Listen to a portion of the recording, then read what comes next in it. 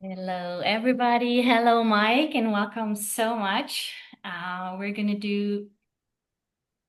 have storytelling time today under this intense and beautiful full moon in Pisces with the eclipse that is gonna happen just in a couple of hours from now. This is gonna be an eclipse in under the inspiration of Pisces full moon with Virgo sun.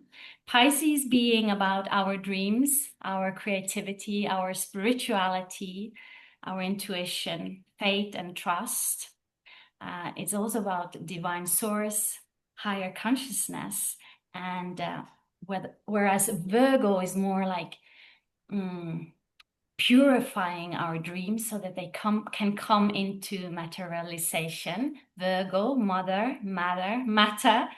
And we also have Saturn just moving back into Pisces so that we can come into spiritual leadership of our lives. And for 6 months, we have a little window here with Saturn in Pisces to really pick up what we didn't bring with us. And yeah, we get to get a brand new start with this full moon, I feel.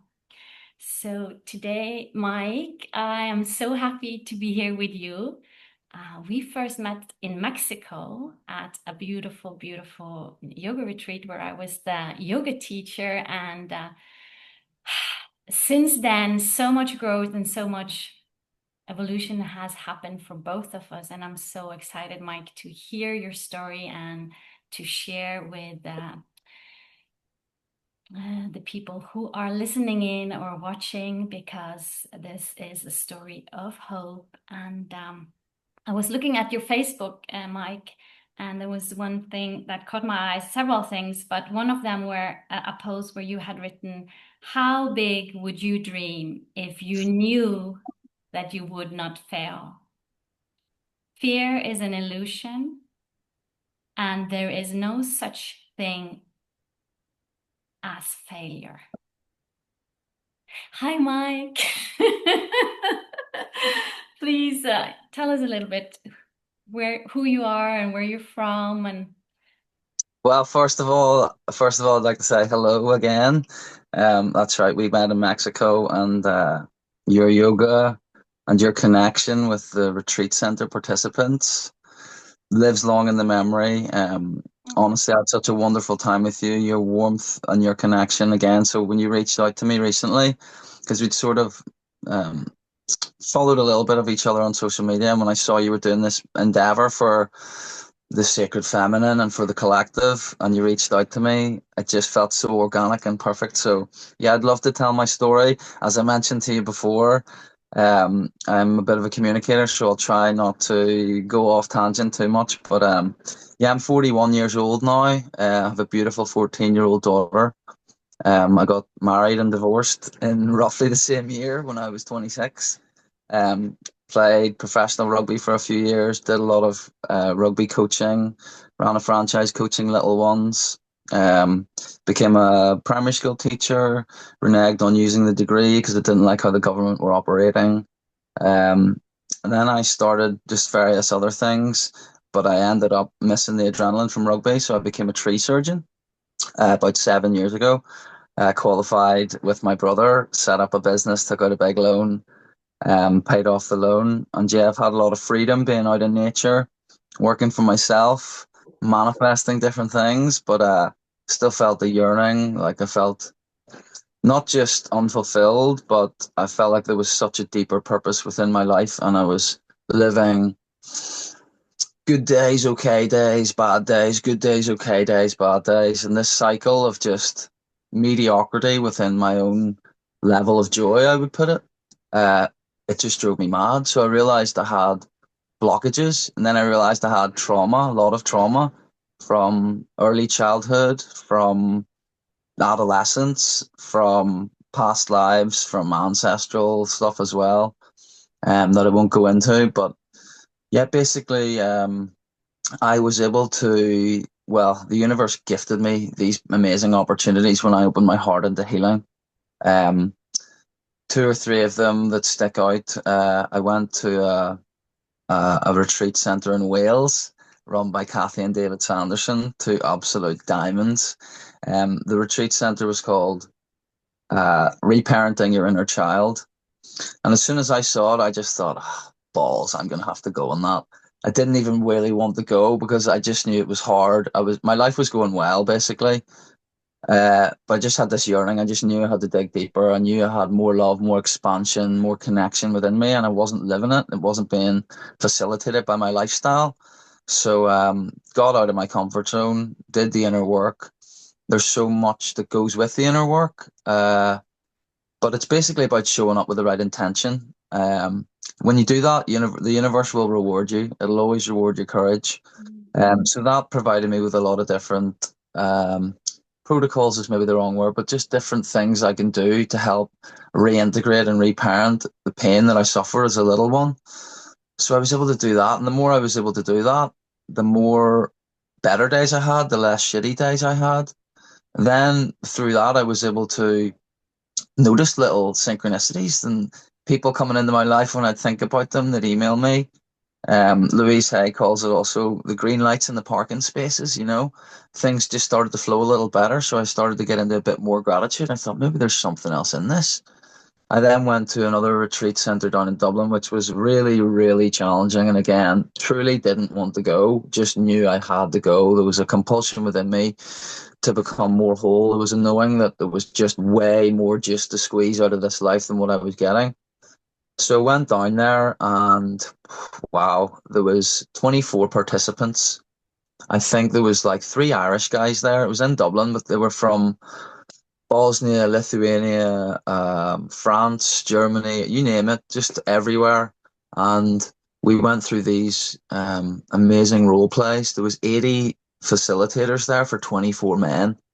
So these volunteers, a lot of these men have been through, it's called the Warrior Program.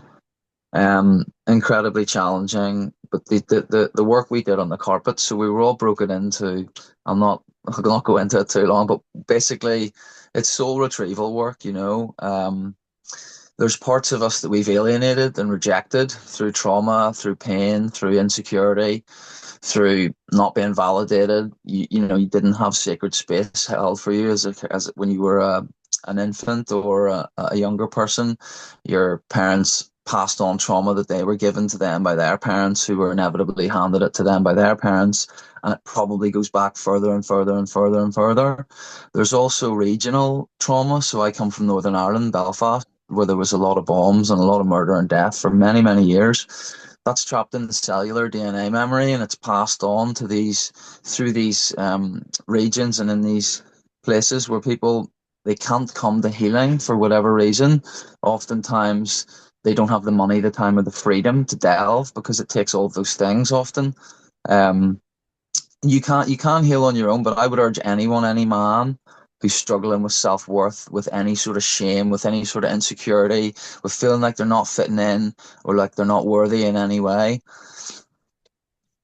you've got to come to the understanding that the amazing, beautiful attributes that you see in everyone else, they're in you, brother.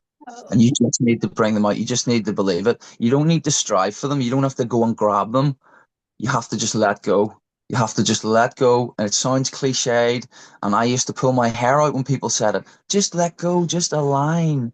What does that mean? I used to think it's just that simple. It's just that simple. It is literally letting go and understanding that you're absolutely worthy, more worthy and equally as no one's ever had more validation or more worthiness than yourself. If you think about, we're living in a fractal holographic universe. People often hear that. What does that mean? People they can't connect with that. But let's take a picture.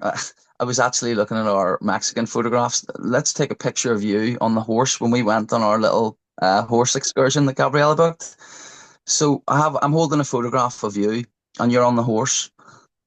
That photograph is representative of everything in existence, all it is, even though it's just a photograph. But because we live in a fractal, a holographic fractal, if I were to take that photograph and cut the corner out of it like a little millimeter, so you can only see a blade of grass from that little speck that I've cut off. If you zoom into that speck of blade of grass, you will see you on the horse. completely full in its entirety.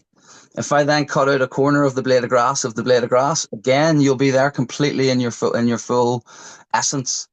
And this is like when source consciousness, we are source consciousness, we are the trees, we are the elementals, we are everything, we are life itself. But it's hard to understand.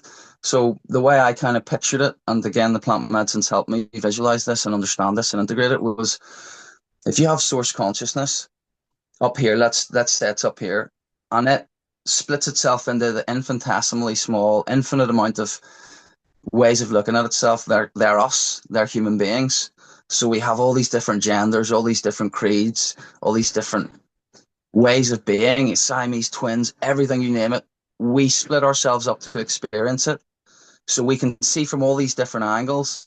But essentially, all of those angles and all of those different interpretations are equally valid and they're equally us. It's akin to if you look at the rivers from above, the rivers and the rivers and the tributaries, how they flow into the estuaries and into the lakes or the river or the oceans, those patterns and those images, they're within us as well. They're the veins of the leaf, they're the vessels in your eye, the constellations and the stars above our head, or the neurological pathways and the synapses in our own brain. That whole as above, so below. So once I cleared my trauma and I realized I'm actually the all that is, I am everything that could ever be, has ever been. And I know I've gone off sort of at the deep end there, and it's hard to kind of maybe relate to that for some people. On the deepest level, your soul knows everything that what I'm saying is true. Your ego has gone through a massive flex of disconnecting through the veil of forgetfulness. We've all made agreements to forget this shit. We've all made agreements to forget it because there's no emancipatory growth if you remember all your contracts. If the pain isn't so fucking hard to bear, there's no rising from the ashes. If it's, oh yeah, but I remember. No, it's all scratched from memory. We don't remember anything. We relearn, we regrow, and eventually we reawaken and remember. It's a remembering. It's not a searching for knowledge. And I mustn't. It's an alignment thing. And getting back to when we Mike? first, yep, Okay. yep, Yeah, yeah. You want to end that paragraph or that lecture? yeah. Like, can you round that? Because I want to get back to some of the things you already said. No, I was gonna talk about something slightly different there. So please, yeah, Okay, yeah.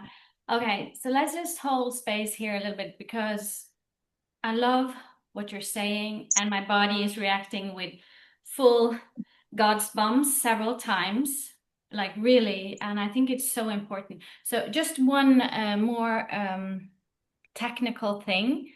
Um, could you please take into consideration? I love your Irish accent. I love it. My English is quite good, but also for the viewers, maybe speak slowly okay. enough. This is also for me. And then I want to take you back, Mike. It's so beautifully shared, and you have so much wisdom and so much knowledge and so much to share. I'm so happy to have you here. Uh, my body went into full goosebump, God's bomb remembrance when you were talking about the trauma of the men living today. Because, yes, I talk about the divine feminine and coming back to see how amazing we are, and the rise of the divine feminine is important, but so is the rise of the divine masculine, remembering who the masculine really is, and all the trauma and all the lessons and all everything, because I saw in this vision how the masculine has been kind of attacked since childhood, like the men with the biggest hearts, the most beautiful souls. And I saw it so clearly that everything has been put into place for the men. Let's talk about the men now. To remember, like you say, who they truly are, who you truly are, and going through all this trauma, all these challenges, all this sadness, shame, guilt, not being good enough, and then the reawakening. So I think this is so important to talk about, because there are so many men out there now, so disconnected. They don't even want to be here anymore. And this is, in my view, also a disconnection from the divine source where we come from. Hmm. So can you elaborate just a little bit? You don't have to go into all your trauma and all of this, but can you go into that a little bit more so that the man who is listening to this can get even more um yeah, Yeah. more meat to the skeleton of what is happening, and how to stretch Well, stretch back into. I think a lot of men, we're cultured into not being sensitive to our own emotions as men. I think it's everyone's well aware of the whole stiff upper lip in Britain and don't cry, be a big boy. That does untold damage to the inner child, to the little boy, because being expressive, voicing our needs and our concerns and our desires are really important. And if you don't do that, and you're not taught to do that, and that space isn't held for you as a child, it's so unlikely that you're going to grow up as a man, confident and assertive, able to lay down his boundaries. Boundaries are something that men aren't really even taught. Women aren't really taught so much either. Um, the only boundaries that sort of spring to mind are those sort of like sexual kind of, you know, keeping your hands to yourself. But there's so much more to holding space and the boundaries. Where I come from in Northern Ireland, I really believe I'm here for a particular reason. There is such pain in the male collective here. I can't tell you. I heard a statistic the other day that in Britain, only around 7% of people have a fully regulated nervous system of men. Sorry, so 93% of men walking around completely dysregulated, unable to breathe into their own, parasympathetic nervous system to create those relaxation chemicals. From my experience, I mean, my father and my father's generation, like my father's father lived through a war.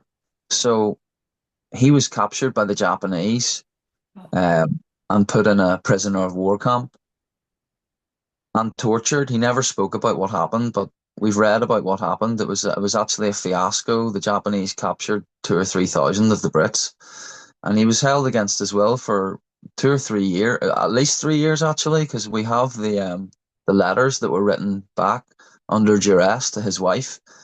My grandfather then had my dad 2 years later, and my dad had all of this cellular trauma trapped within his body, had no idea, didn't know how to communicate with a small child.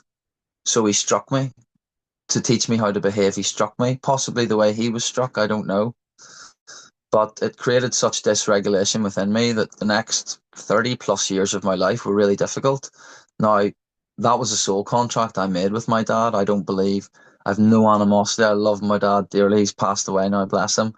But until I reframed that, it was animosity. There was a lot of anger there. How could you be so heavy-handed to me, Dad? Blah blah blah. But when you reframe things to see them as a gift, everything changes, everything shifts. And there was a great quote. It's a real simple one, but we can tend to fall into victimization really easily, especially if we haven't had a rosy childhood. It's easier to look left and right and see people with more money and nicer home, more comfortable life or whatever. But walking through that fire is the greatest gift. There's nothing that I want more now than to help people come to wholeness. And I plan to do that through nature because it was a great healing for me. Coming to wholeness was that stillness and getting back into nature. Because, like I said before, we are nature, we are a fractal of nature. We aren't just like the trees, we are the trees. We're completely connected. There's no separation between all living life. But it's hard to connect with that when you have trauma. It's hard to manifest and create your dreams when you have trauma. It's hard to be at peace and be a really good friend when you've got a lot of trauma. Um, but you have to put yourself first in order to heal that trauma. And once you do that, you're healing the collective. Because once you raise your vibration and you come to wholeness, you're like a beacon. People come to you, opportunities come to you. You don't need to chase things, and you can heal other people and help other people heal with your light. Some of the days I've had, Brett, honestly, I did not want to be here for the longest time. I felt the pain so deeply. I felt everyone's apathy, like compounding that pain. You know, it's a polarized universe. There's a lot of pain. We can turn on the news if you want. Don't do that. But turn on the news, you'll see all sorts of stuff that will bring you down and designed to bring you down. So for me, it was it incorporated lots of things, but certainly I believe that the divine masculine has been under such extreme attack. I'm all for equal rights and everything like this, but men have a certain skill set and women have a certain skill set, and they're very, very different. Uh, I'm wary of what I say here. Um, Go for it. cer- Certainly, I think that there's been a rise in unhealthy feminism, and there's been a rise in the sort of Andrew Tateism as well, which objectifies women, in my view, and it doesn't see them for the divine beings they are. It's like some of the feminist arguments is like what I would call toxic femininity, where they've been duped and they haven't actually held space for the divine beauty that is the man, partly because they haven't had any whole men in their lives and they've only been able to project their pain and seen bad experiences from different friends, family members, etc. But this wholeness that I'm referring to, it's something that is happening all over the earth now. Every day, more and more people are coming to awakening. They're turning off the TVs. They're not trusting their mainstream doctor.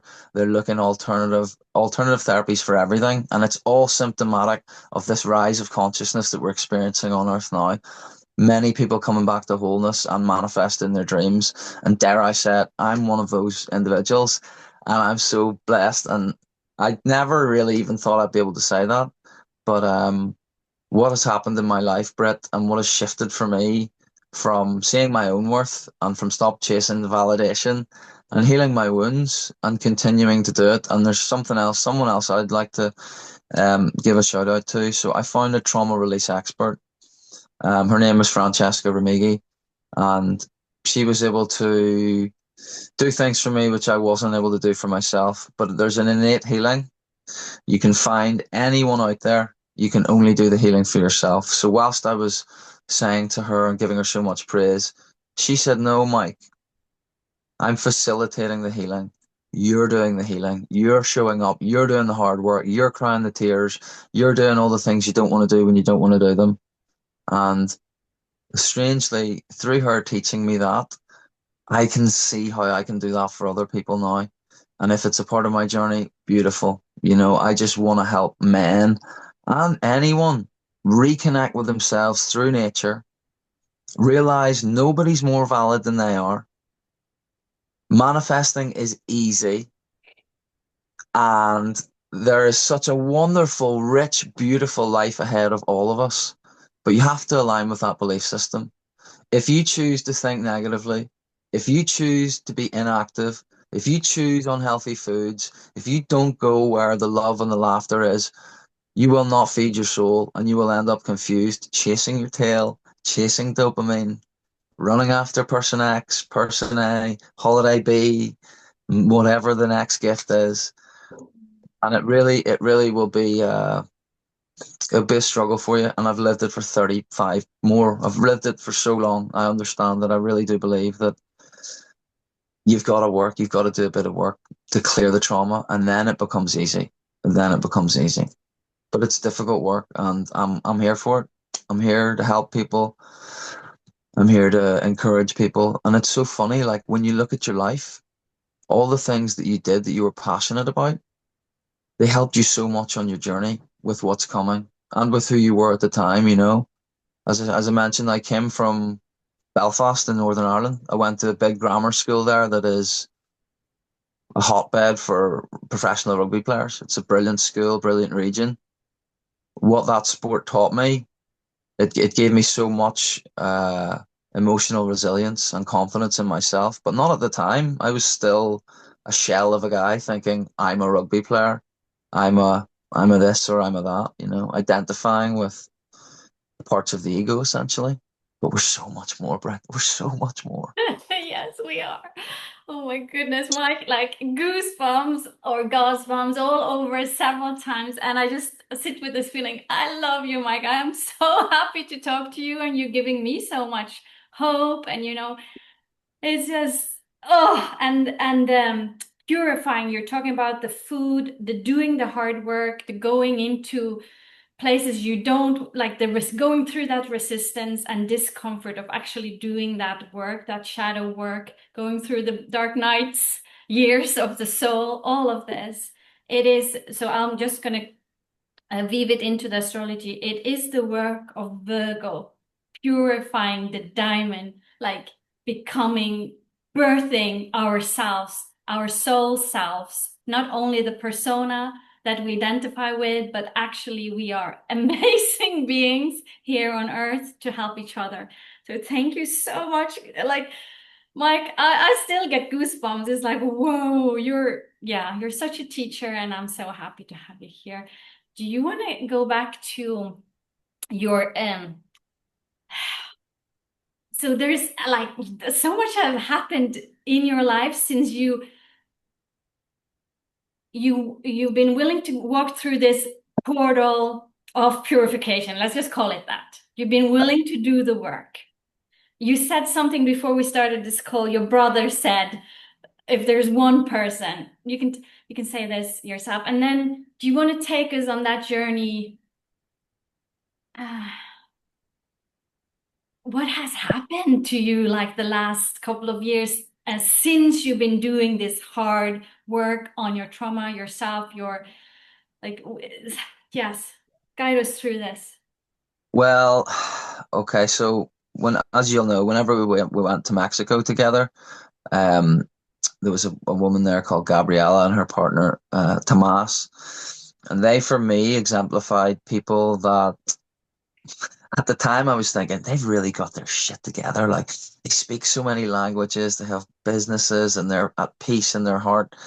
And she did a goal mapping thing with me, one-on-one goal mapping.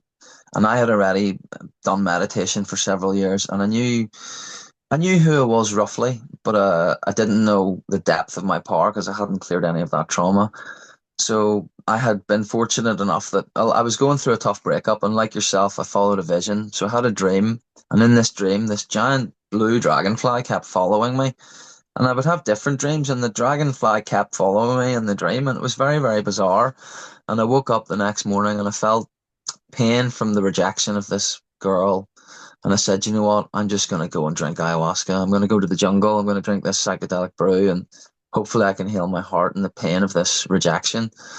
So I went online, and sure enough, this blue dragonfly popped up. This is the night after the dream, bear in mind. And I'm like, I just had this feeling, the goosebumps. I went, right, I don't care where this is. I'm booking it.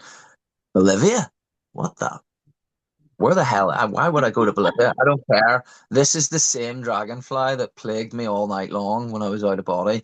Booked it. And it was a 12-day ayahuasca retreat center, break with 4 ayahuasca ceremonies. But I thought, okay, well, I can't go to South America for 12 days. Like, I need somewhere else to stay. So I looked for hotels, none. Looked for Airbnbs, none. I'm like, I'm in the shit here. What am I going to do? I literally hadn't prayed. I hadn't prayed to God. I'd been meditating and asking, but I said, God, Gaia, universe, please help me. I need an Airbnb. I can't come to South America for 12 days, and I don't want to find a beach or whatever. The next day, one had popped up that wasn't there the night before. Okay. 250-mile radius, one pops up. So I book it, and the guy adds me, and he starts chatting to me, and I'm like, immediately I saw this guy with his 2 dogs. I went, that geezer's on my vibe. I can just tell that guy's on my level. He's just a legend. Like, so we start talking, and anyway, I go there, and he's just basically like a soul brother. I can't describe the connection I have with this dude. He's basically got the same nickname as me. He's the same height as me, same weight as me, four tattoos like me, born on the same day as me. And I'm like, this is mental. So long story short, he's got like 40 acres of Amazon wilderness that he's been manicuring with his father and his grandfather for 40 odd years.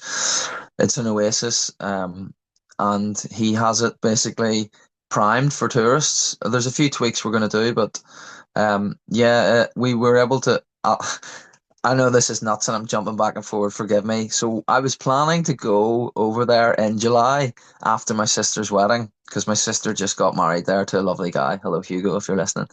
And so I got an email from Juan saying, Mike, look, I gotta be honest with you. I've been scared to tell you the truth, but an illegal motorcycle gang this is nuts, have acquired the land illegally, stolen some land basically, faked the deeds, and they're setting up an illegal motorcycle ring. I need you to come over. Can you come over sooner? I was like, oh my goodness, yeah. So I dropped everything, booked the flight, came over like a few days later. And bearing in mind, I've been learning Spanish for 3 years, for about 2.5 years on my own at this point, but hadn't practiced it, hadn't spoken it. 3 days after arriving there, I'm basically in the municipal courthouse with all these, official representatives, and we're basically getting the illegal motorcycle track blocked. The motorcycle track gets blocked. We take the officials down to the site, break through the gates, film it all, show them it all, and they basically said, this I'm getting goosebumps even telling it. So Juan and I had this vision, and Juan actually said to me, Mike, one day I would absolutely love to have an animal sanctuary here. He basically took the words out of my mouth. We finish each other's sentences all the time. His girlfriend too, just a legend. And so went to the courthouse and they said, no, you guys have to set up this animal sanctuary right away, and we're going to help you do it. So it's the first one in the Benny district, the first one in the region. They basically gave us the green light to fund it and to staff it. And yeah, it was a 5 year project, and the universe said, no, you're doing this now. So we're in the middle of building this animal sanctuary. And I'm also building an A-frame, which is going to house our guests that are going to come over. And again, possibly aimed at the male collective to begin with, because there's so much trauma, as we just spoke about. But on my healing journey, animals and Mother Nature, the vibration of being bathed underneath trees, your electromagnetic frequency syncs with that of the trees and the earth after about 30 seconds. So when you hug a tree, half a minute into it, your cortisol level drops, your electromagnetic field becomes one. It's just the same with when you take your shoes off. I mean, I didn't have shoes on for 2 or 3 months there. It was wonderful. And gradually, your wholeness comes through. Your wholeness comes through, and the level of peace certainly that I'm able to attain from the trees and the land is wonderful. And I know it's for a bigger purpose. I'm in this town, and sometimes I'm like, what are you doing here, bro? What are you doing? Like, this is so crazy. And I just get bathed in this feeling of just like, I can't explain it. It's just like, it just feels so perfectly just, do you know what I mean? It's hard to explain, but so I have some big goals and some big dreams, and if they align, which I think they will, then there's going to be a lot of healing for the masculine collective in River Alta, and I'm really proud to play a small part in that. And like Juan says very wisely, although he owns the land, he doesn't own the land. We don't own the land. We're just stewards. And over the last few years of my life, I've taken great pride in walking a lot lightly on the earth, and I'm a lot more careful with how I spend my money and how I live my life. I'm actually spending a lot less money also, but careful where I do spend it. And also, I mean, I was able to.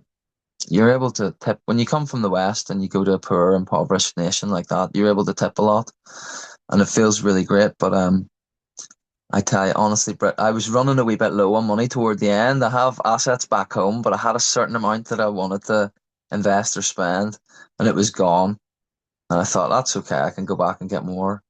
And then I got my brother to wire me some more over, after I'd basically given it all away. And lo and behold, when he wired me the money, it was almost like there was a clerical error of some kind because the money tripled up when he sent it to the bank. Like I can't, I mean, he sent it in pounds, but it basically came in dollars, which is a 33% higher rate than what the pound even is. So I just basically just got all the money back that I gave back on the last day, and I was able to just give it away again, and it was just my new norm. You know, it's there's a level of not needing that the trust brings, that it's like a cycle of letting go more, getting more, trusting more, letting go more, trusting more, getting more. But I slip back to the 3D, my ego, oh shit, I need to, oh, I haven't got it. And then the breath will bring me back, or the meditation will bring me back, and you reset yourself. But it's a daily thing. I mean, if we didn't have this call today, there's every chance I could have, let something get inside my head if I hadn't done my meditation or my dip or whatever it is. And it's just, you realize that this discipline, and it sounds maybe stressful even to some people, that act of self-discipline is the ultimate self-love, and it brings around so much energy. And I'm just so fortunate where how my story's unfolded, and I think giving thanks is a part of that, and you're able to see more of the bigger picture when you are able to dwell in gratitude. But my gosh, it's so hard to do when your needs aren't being met, when you have this trauma, when you haven't been able to ascertain or clear the shit that's dragging you back. And it ain't even yours, bro. It ain't even yours half the time. It's from your father, your great, great, great, great grandfather. It's from the patriarchy. It's from the culture. It's from the wars that we have to hear about and see every bloody day. It's from the poisons that are in the food and that are being sprayed in the air. It's all of these things that we shouldn't have to deal with, that we have to deal with, that can disempower you through anger, can disempower you through disconnection. But that's the trap, that's the schism. Getting into your heart through the breath is the cure. It's free, it's easy, technically, but inner work is something we all have to do. I really believe that, and it never really stops. And it becomes fun when you realize you ascertain a lot of peace and manifest an ability from it. It's fun. It's fun. And I just want to bring as many people with me as I can. And I've realized painfully it's not my job to gather people. People will come who want to come, who resonate. That's more of a role believe I have. And I used to be really bad at 9/11 was an inside job. You must see it. You must wake up from the illusion, guys, please. When you're ready, you'll wake up from the illusion. And I think even asleep, you're playing your part perfectly. There's so many paradoxes in this reality. It's like say now, for example, we're in the process of moving house, and I'm actually staying at a friend's house, which is not something I would ever choose to do because I'm independent and blah blah blah. But I'm being vulnerable being here. He's holding space for me, and I'm letting him. It's difficult. It's far from ideal, but it's perfect. That's another paradox, but it's so true. Like if I turned the camera on, you'd see the little small messy room I'm in. I'm living out of a suitcase at the moment. It's far from ideal, but it's perfect. I just embrace it. I know it's what I have to do. I know it's where I'm meant to be. And you can extrapolate that. There's other areas of your life where you think, this could be way better. This could be way more comfortable. This could be easier. But that doesn't mean that it's not perfect for you. Sometimes the best things come with real struggle. Sometimes they do, but not when manifesting. When manifesting, it should not be a struggle. It's not a struggle. It's just about believing your worthiness to your core, knowing that you want everyone else to do well, seeing everyone else in you, knowing they're all just your mirrors. If you're constantly feeling devalued by people, you don't value yourself enough. These mirrors reflect to you. You'll know what I'm talking about from when we last met. Gosh, I was in the chase mode. I didn't feel worthy enough, putting people on pedestals when I was the pedestal. We are all, we're all just magnificent, flawed, beautiful beings. And self-acceptance is something that takes a little bit of homework and maybe a little bit of inner work to pick out, but we're all just walking each other home. No one has it all sussed, but I think the ones that are living by the hormones of stress have it the worst because they can't create. They just can't create. They can't manifest properly, effortlessly the way we're meant to. And if anyone's struggling with manifestation, I would honestly urge you to listen to Louise Hay. Louise Hay, for me, she's passed on now, bless her, but she's just a wonderful woman, and she has an amazing quote. Her life didn't begin until she was 45. She didn't even go down the spiritual route till she was 45. She didn't start dancing until she was in her 60s. She didn't start gardening until she was like 70. It's just the most amazing story. So if there's anyone older that's listening to this thinking, he's a young guy, he's got that. No, you can do this at any age. And I honestly, truly believe life begins at 40. I'm 41. I'm just like, whoa, like it was a training ground. I thought, oh, you've got to get your shit together. You have to be really happy by 35. You have to have wife and kids by 40, whatever. It doesn't matter at all. It doesn't matter at all. It really doesn't matter at all. Love And it. that would be the message. Just try your best to heal and become the wholeness through the breath. Get a coach, get someone who can encourage you and keep you accountable, because there's so much richness out there for all of us, guys and girls. Doesn't matter your wounding. It doesn't matter. I mean, the woman who helped heal me, she had horrific abuses happen to her. I wouldn't even voice them here. Yeah. She rose like a phoenix from the ashes. And maybe we should put her details in the link, actually, because she's Yeah, amazing. we can do so. Yeah, wow, Mike, this is such a wonderful talk, and I just love being here with you and sharing, hearing and sharing. And it's true what you say. It's when our wounds become the wisdom to help others. That's the true alchemy of from lead to gold. So it's just, yeah, I'm just, I'm blown away and amazed, and so grateful for having this talk with you. Well, I would like to say I'm also equally, truly blown away and amazed by you. I see you. You saw me in Mexico in a way that I didn't even see myself. Truthfully, I was healing then, and honestly, you're the sort of person that maybe doesn't take things people say at face value when it comes to compliments towards yourself. Oh no, no.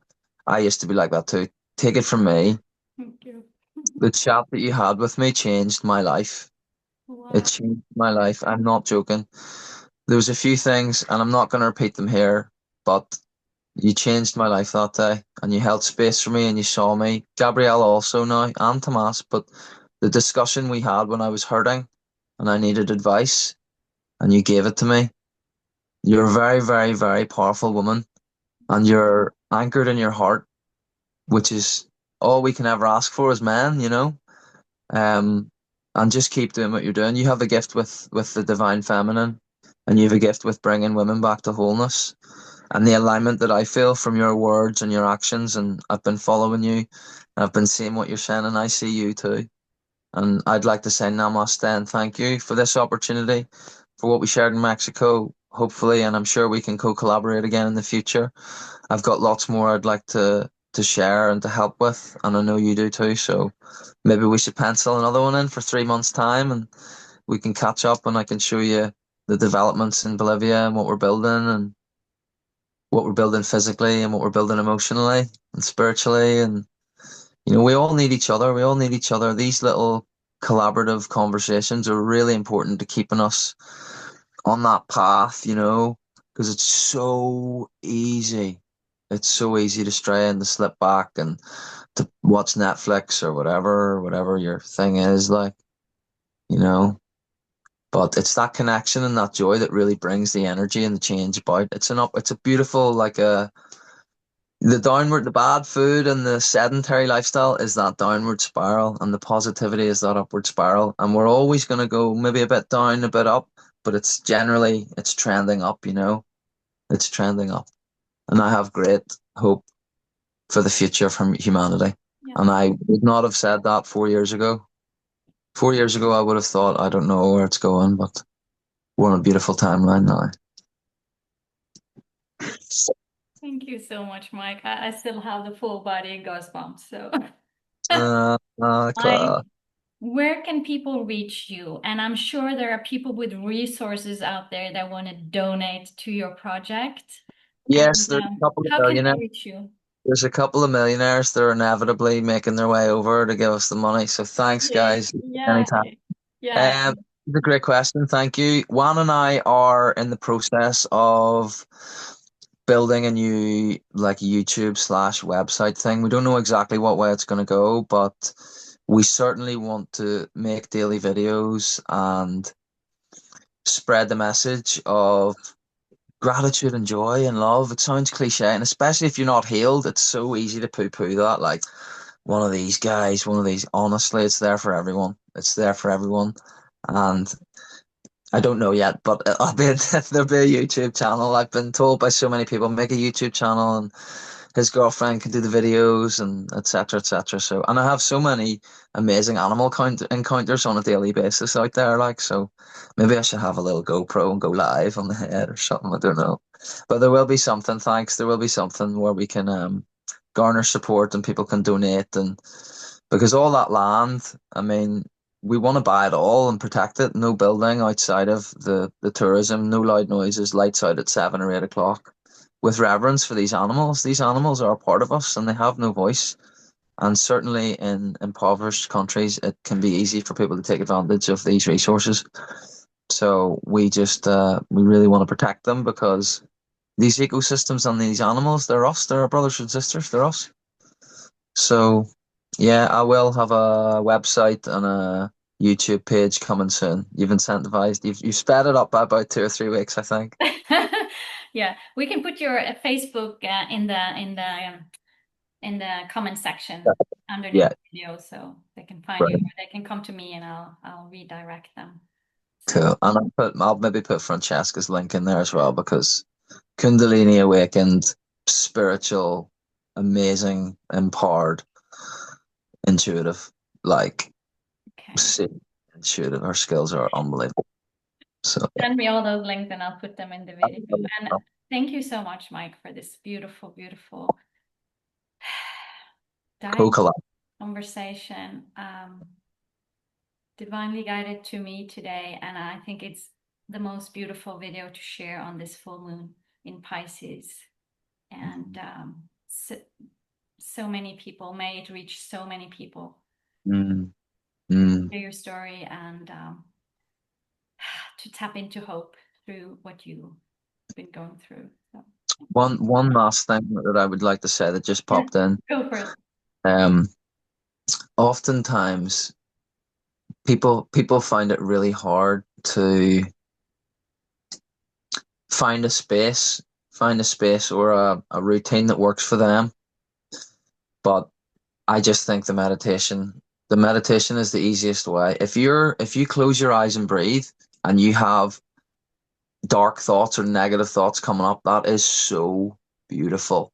That is exactly what you need to filter and process. Just be brave and sit with it. Just be brave and sit with it. If it takes 5, 10 hours, just sit with it until it goes, till you can process and pinpoint where that darkness has come from and then release it. Forgive yourself and release it. There's so much forgiveness that needs to be carried out that hasn't been carried out. And if you don't forgive and let go, it's really hard to move on. And people think they've forgiven, and this was me. No, I've forgiven her, I've forgiven him. On the deepest level, there's a little bit of animosity still there, and there's not unconditional love for them in their journey, and the wounds that they caused or brought up in you to heal is a blessing. It's so easy to hate people that have wronged us or cheated us or whatever, but they facilitated a beautiful awakening in you. And just as hard as it is, hold love for everybody because they're all helping each other and we're all just walking each other home. There's powers that be that want us angry and divided at everything, but we can't let it happen.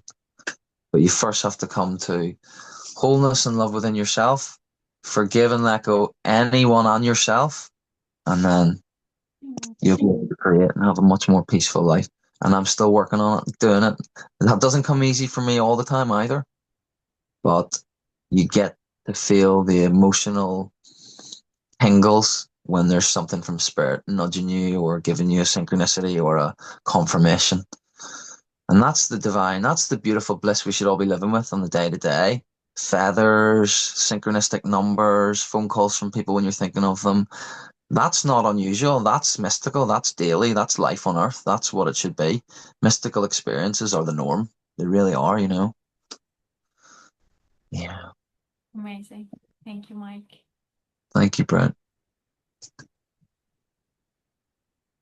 May you be safe and protected. May you be peaceful. May you be filled with love. Thank you.